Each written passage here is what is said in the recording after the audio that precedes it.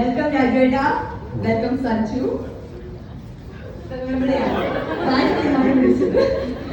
രാജുവേട്ടൻ ഇരിക്കുന്നതിന് മുന്നേ ഞങ്ങൾക്ക് ഒരു ആഗ്രഹമുണ്ട്.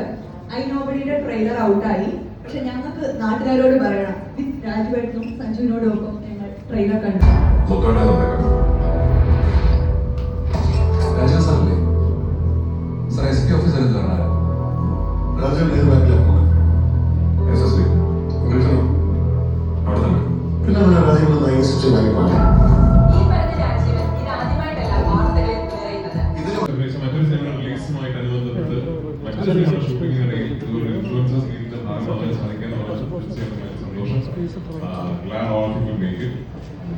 ഐ നോബഡി എന്ന് പറയുന്ന സിനിമയുടെ ഇൻഫാക്ട് ഞാൻ ആക്ച്വലി ആ സിനിമയെ കുറിച്ച് സംസാരിക്കുന്നതിന് മുമ്പ് നിസാം ബഷീർ എന്ന സംവിധായകനെ കുറിച്ചാണ് സംസാരിക്കുന്നത്. നിസാമിന്റെ ആദ്യത്തെ സിനിമയായ കെട്ടിയോളാണ് എന്റെ മലയാള എന്ന് പറഞ്ഞ സിനിമയിൽ അത് എന്റെ സുഹൃത്ത് ലിസ്റ്റൻ സ്റ്റീഫൻ നിർമ്മിച്ച് ആസിഫ് അഭിനയിച്ച സിനിമയാണ്. പക്ഷെ ആ സിനിമയിൽ I was involve in a few ways. അപ്പൊ അതുകൊണ്ട് തന്നെ ആ സിനിമ ഈ ട്രെയിലർ കണ്ടിട്ട് നിങ്ങൾക്ക് എല്ലാവർക്കും ഇഷ്ടപ്പെടുന്നു ഞാൻ വിശ്വസിക്കുന്നു. ഞാൻ പേഴ്സണലി ഇത് കണ്ടിട്ട് ഞാൻ ആദ്യം നിസ്സാമോ അല്ലെങ്കിൽ അതുകൊണ്ട് ഞാൻ പറഞ്ഞു വരിക ഈ സിനിമയുടെ ഇതുവരെ കണ്ടിട്ടുള്ള റഷസും അല്ലെങ്കിൽ എഡിറ്റ് ചെയ്തിട്ടുള്ള പോർഷൻസ് കണ്ടിട്ട് എനിക്ക് തോന്നിയത് ഈ ട്രെയിലറിനേക്കാൾ ഒത്തിരി നല്ലതാണ് സിനിമ. ഈ ട്രെയിലറിന് സിനിമയോടെ തോന്നാൻ പറ്റിയിട്ടില്ലാണ്. കാരണം അത്രയും ഗംഭീരമായിട്ടാണ് സിനിമ മേക്ക് ചെയ്തിരിക്കുന്നത്. ആൻഡ് നിസാം ബഷീർ എന്ന് പറയുന്ന ഡയറക്ടർ എനിക്ക് എൻ്റെ കരിയറിൽ എനിക്കൊരു സെക്കൻഡ് ഇന്നിങ്സ് തന്നത്, അല്ലെങ്കിൽ ഞാനൊരു ഒരു ഡൗൺ ഒരു അവസ്ഥയിൽ നിൽക്കുന്ന സമയത്ത് എന്നെ ഒരു നെക്സ്റ്റ് സ്റ്റിൻഡിലേക്ക് എന്നെ കൊണ്ടുപോയത് നിസാം ബഷീറാണ്. ആ സിനിമ കണ്ടിട്ടാണ് ഞാൻ ഒരുപാട് ഇഷ്ടപ്പെടുന്നത്. നമുക്ക് ഏറ്റവും കൂടുതൽ ഈ സീനിയർ ആക്ടേഴ്സോട് ഭയങ്കര സ്നേഹം തോന്നി, ഭയങ്കര പാർവതി നോ പറഞ്ഞാൽ തിങ്ക് ഓഫ് എൻ ഓപ്ഷൻ എന്നുള്ളത് മാത്രമേ ഉണ്ടായിരുന്നുള്ളൂ. As always I have known her for a long time now. She is a very intelligent actor. Parvathy ഒരു സ്ക്രിപ്റ്റ് കേട്ട് കഴിഞ്ഞാൽ this is a film that deserves to be made. അതിൽ എൻ്റെ presence ഉണ്ടെങ്കിൽ and if that is going to help the film, I am going to do that എന്ന തീരുമാനം എടുക്കുന്ന ഒരു ആർട്ടിസ്റ്റാണ് പാർവതി. ആൻഡ് ഞാൻ പറഞ്ഞ കാര്യമല്ലോ, she's an amazing actor, she's a really good actor. And Parvathy ഈ ക്യാരക്ടറിനെ കൊണ്ടുവന്നിരിക്കുന്ന നമ്മൾ ചില പ്രഖ്യാപനങ്ങളൊക്കെ നമുക്ക് ഐ സോ ആൻഡ് സോ അങ്ങനെ അതിൻ്റെ ഒരു ക്യാച്ച് പ്രൈസ് പോലെയാണ് ഐ നോബഡി. അതായത് നമ്മൾ this is somebody just telling the world around him that I, nobody, as of today, have decided that I'm going to take my life into my own hands. എന്നുള്ളതാണ് ഈ സിനിമയുടെ ഒരു crux എന്ന് പറയുന്നത്. And it is so apt. കാരണം ഈ നമുക്ക് ചുറ്റും നമ്മൾ ഈ സിനിമ കണ്ടു കഴിയുമ്പോൾ നമുക്ക് മനസ്സിലാവും നമുക്ക് ചുറ്റും ഒരുപാട് രാജീവന്മാരുണ്ടാവും. നമുക്ക് we might not know that നമ്മുടെ തൊട്ടടുത്ത ഫ്ലാറ്റിൽ അല്ലെങ്കിൽ റോഡിനപ്പുറത്തുള്ള വീട്ടിൽ ഒരു രാജീവനുണ്ട് എന്നുള്ളത് നമുക്ക് അറിയില്ലായിരിക്കാം. അത് അയാളുടെ ലൈഫിൽ ഒരു സംഭവം ഉണ്ടാവുകയും അത് നമ്മൾ അറിയുകയും നമുക്ക് ആ അറിവോടുകൂടി അയാളെ കാണുമ്പോഴാണ് നമ്മൾ ഇയാൾ ഇങ്ങനെയൊക്കെ ആയിരുന്നു എന്ന് നമുക്ക് തോന്നുന്നത്. അപ്പൊ അങ്ങനെ ഒരു basically what it means it could be any one of you could be the nobody in this film, and any nobody at any given day could become a somebody. It also involves a lot of decision making, management skills. പലപ്പോഴും അവർ on location ആണ് തിരിച്ചറിയുന്നത്. So definitely most challenging is direction for me. അല്ല എൻ്റെ കാര്യം ഞാൻ പറയുന്നത് ഇപ്പോൾ വളരെ ഈസി ആണെന്ന് തോന്നുന്ന സംവിധായകർ ഉണ്ടാകും. എനിക്ക് ഈസി അല്ല. Prithviraj, do you think that the audience would discover that they have never seen? എന്തായിരിക്കും നമ്മുടെ ഓഡിയൻസിന്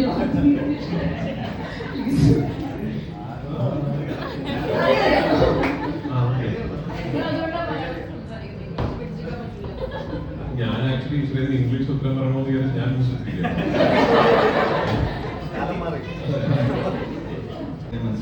ആ ഡയറക്ടർ പറഞ്ഞ വിഷയം മനസ്സിലാക്കിയത് ഇതിനകത്ത് ഇത് രാജീവനാണ്. അതിനകത്ത് പൃഥ്വിരാജ് എന്നിട്ട് അവസാനമായിട്ട് ഈ പടം കഴിഞ്ഞാൽ എങ്ങനെയുണ്ട് രാജുവിന് എങ്ങനെയുണ്ട് ഞാൻ ചോദിച്ചിട്ടുണ്ട്. അബ്ബിന് പോയിട്ട് ചോദിച്ചപ്പോൾ എന്നോട് പറഞ്ഞത് അതായത് പൃഥ്വിരാജല്ല രാജീവനാണ് എന്നാണ് പറഞ്ഞത്. ആൻഡ് ഈ സിനിമ തുടങ്ങുന്ന സമയത്ത് ആ ലൊക്കേഷനിൽ ഞാൻ റാൻഡമായിട്ട് വെറുതെ അവിടെ പോയപ്പോൾ എത്രയോ വർഷങ്ങളിലേക്ക് നമുക്ക് പിടിച്ച് കെട്ടാൻ പറ്റുന്ന ഒരു സ്വഭാവം ഈ സിനിമയ്ക്കില്ല. ഞാൻ ആദ്യം ഈ കഥ കേട്ടപ്പോഴും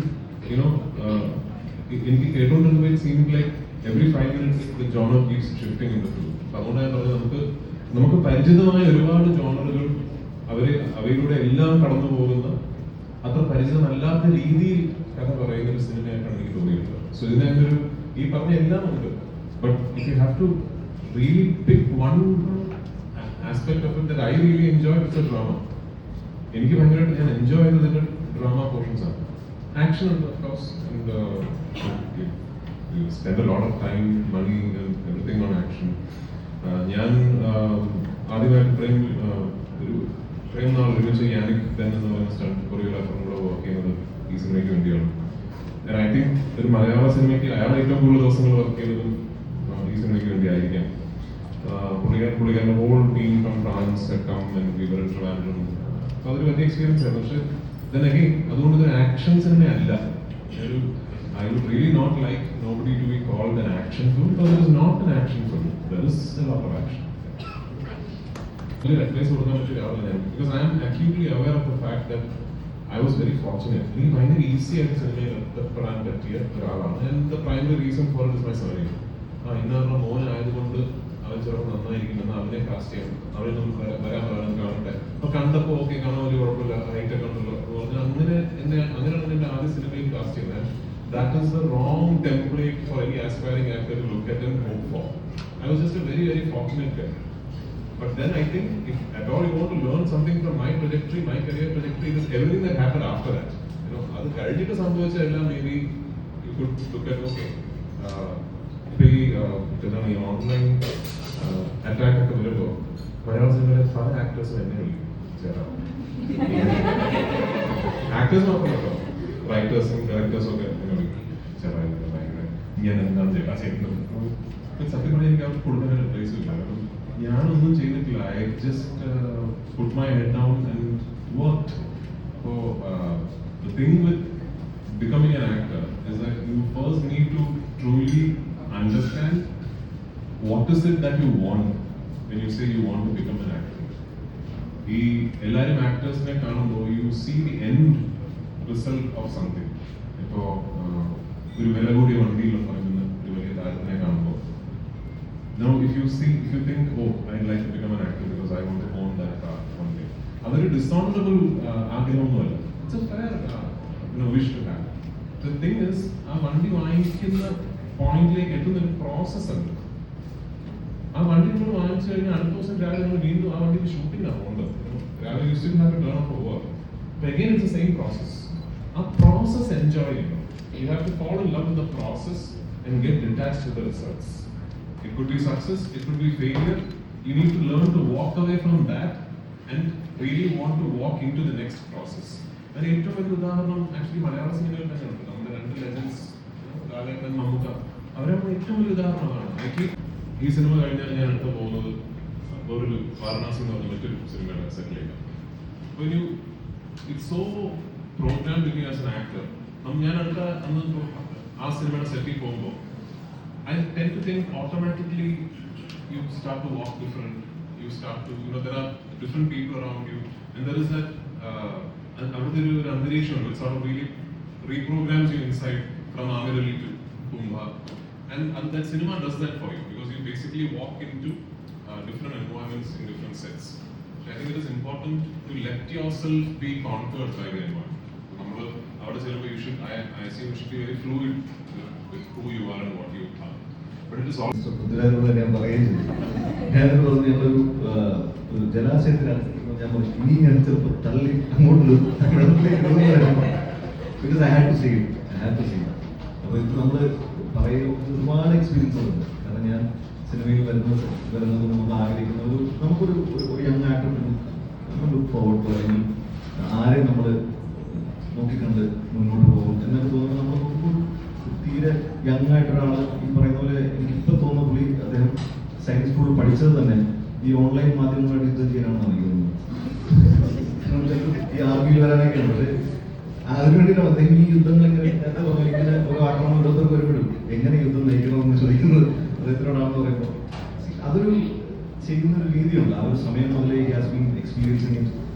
ഇതൊന്നും ആ ഒരു പ്രായത്തിലാരും 17-18 വയസ്സിൽ ഫേസ് കാര്യങ്ങളല്ല. ഞാൻ പേഴ്സണലി അദ്ദേഹത്തിനോട് സംസാരിക്കുമ്പോൾ ആൾക്കാർക്ക് കണ്ട് എൻജോയ് ചെയ്യാൻ പറ്റുന്ന ഒരു പീസ് ഓഫ് സിനിമ അത് ക്രിയേറ്റ് ചെയ്യുക എന്നുള്ളത് തന്നെയാണ് അതിന്റെ അറ്റൻഷൻ. അല്ലാതെ ഇതിനകത്ത് നിസാമോ, സമീറോ, ഞാനോ, സുപ്രിയോ, മുകേഷ് മേത്ത സാറോ, CV സാരഥിയോ ആരും തന്നെ, എന്റെ പ്രൊഡ്യൂസേഴ്സിന്റെ പേരാണ് ഞാൻ പറഞ്ഞപ്പോൾ, ആരും തന്നെ നമുക്കൊരു ഇന്ന് വരെ കണ്ടിട്ടില്ലാത്തൊരു സിനിമ എടുത്തേക്കാം എന്നൊന്നും വിചാരിച്ചെടുക്കുന്ന സിനിമയല്ല. The attempt is to make an entertaining, engaging piece of cinema. അതിന് we are very proud of the fact that okay, ഈ സിനിമ അതിന്റെ 100% പൊട്ടൻഷ്യൽ എത്താൻ ഞങ്ങളെ കൊണ്ട് എന്തൊക്കെ ചെയ്യാൻ സാധിക്കുമോ അതെല്ലാം ഞങ്ങൾ ചെയ്തിട്ടുണ്ട്. അത് നമ്മൾ ചെയ്തത് നിസാമിനെ പോലെ അത്രയും ക്രാഫ്റ്റ് ഉള്ള ഒരു ഡയറക്ടർക്ക് വേണ്ടിയാണ് എന്നുള്ളതും ആ ക്രാഫ്റ്റ് അയാൾ ഭയങ്കരമായിട്ട് സിനിമയിൽ അപ്ലൈ ചെയ്തിട്ടുണ്ടെന്ന് as a fellow film maker എനിക്ക് തോന്നി എന്നുള്ളതും ഞാൻ ഈ സിനിമ കണ്ടതാണ്, ഞാൻ നോബഡി സിനിമ കണ്ടതാണ്. I really enjoyed the craft. എനിക്കത് ഭയങ്കരമായിട്ട് ഞാൻ എൻജോയ് ചെയ്തത്.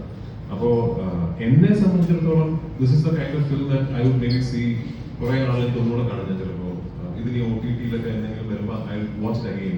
അങ്ങനത്തെ ഒരു സിനിമ എനിക്ക് maybe not for you, maybe നിങ്ങളിത് കണ്ടിട്ട് ഇൻട്രോ ആകുമ്പോൾ ഇത് തന്നെ പടം കൊണ്ട് ഇറങ്ങി പോയി. പക്ഷെ അത് എനിക്ക് ഭയങ്കരമായിട്ട് വർക്കായ സിനിമയാണ്. ഐ ഹോപ്പ് എന്റെ ഈ തോന്നലിനോട് ഓഡിയൻസസ് അറൗണ്ട് വേൾഡ് റെസനേറ്റ്. ഇത് പൃഥ്വിരാജ് പ്രൊഡക്ഷൻസിന്റെ ഒരു വളരെ അംബീഷ്യസ് ആയ ഒരു സിനിമയാണ്. ആൻഡ് ആസ് ഓൾവേസ് യുനോ ഞാൻ എപ്പോഴും പറഞ്ഞതുപോലെ ഞാൻ സിനിമ പ്രൊഡ്യൂസ് ചെയ്യുന്നത് കാശുണ്ടാക്കാൻ വേണ്ടിയിട്ടല്ല.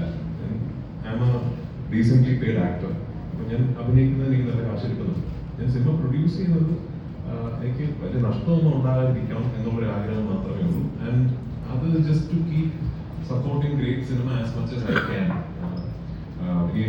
എനിക്ക് ആഗ്രഹമുണ്ട്. എൻ്റെ അടുത്ത് കഥ പറയാൻ വരുന്നതിൽ 99.9% കഥകളും എന്നെ നായകനാക്കിയിട്ടുള്ള കഥകളാണ്. ഞാൻ ആക്ച്വലി നാടക സംഘം കാണാനിടയാവുന്നത് തന്നെ ആദ്യമായിട്ട് എനിക്ക് ഇഷ്ടപ്പെട്ടൊരു കഥ, ഞാൻ അഭിനയിക്കാത്തൊരു കഥ, ഞാൻ അഭിനയിക്കേണ്ട ആവശ്യമില്ല, ഇതുപോലെ ആൾക്കാർ അഭിനയിച്ചാൽ മതി എന്നൊരു കഥ കൃഷാന്ത് എന്ന് പറഞ്ഞ സംവിധായകനാണ് എന്ന് പറയുന്നത്. അപ്പൊ അതിലെ ഒരു നായക കഥാപാത്രം സഞ്ജുവാണ് ചെയ്യുന്നത്. എന്നോട് ആ കഥ എനിക്ക് കണ്ടിട്ടുണ്ട്.